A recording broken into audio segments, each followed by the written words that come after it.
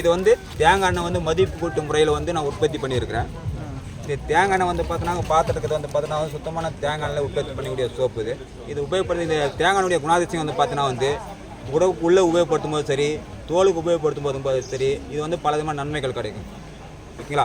இது வந்து பார்த்தோன்னா வந்து இதோடு வந்து பார்த்தோன்னா வந்து சம மூலிகைகளை ஆட் பண்ணியிருக்கேன். அந்த மூலிகைகளை வந்து பார்த்தோன்னா வந்து சோத்து கத்தாயை உபயோகப்படுத்தியிருக்கேன், குப்பைமேனி உபயோகப்படுத்தியிருக்கேன், அப்புறம் வேப்பலை, வெப்பாலை, நீம், இதுமாரி வந்து பல விதமான மூலிகை ஆட் பண்ணி ஒரு சோப் தயார் பண்ணிகிட்ருக்கேன். இப்போ நீங்கள் பார்க்குறது வந்து பார்த்தோன்னா வந்து இது வெப்பாலை. இந்த வெப்பாலை வந்து பார்த்தீங்கன்னா தோல் வியாதின்னு சொல்லுவாங்க. அது சொரியாசிஸ்ன்ற தோல் வியாதி. அந்த தோல் வியாதி மூலமாக ஏற்படக்கூடியது இது கிளியர் பண்ணிக்கலாம்.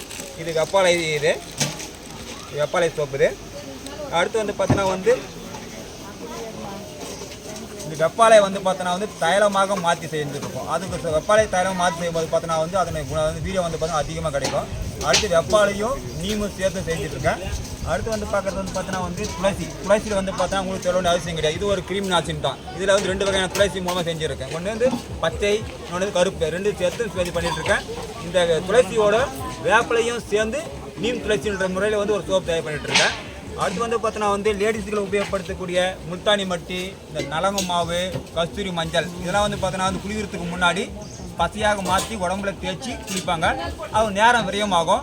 அதே வந்து பார்த்தோன்னா வந்து இந்த தேங்காயோடு அந்த மற்ற மூலிகளை சேர்த்து இந்த நலங்கு மாவு, முல்தானி மட்டி, கஸ்தூரி மஞ்சள் சோப்பு உருவாக்கியிருக்கீங்க ஐயா. நன்றிங்க ஐயா.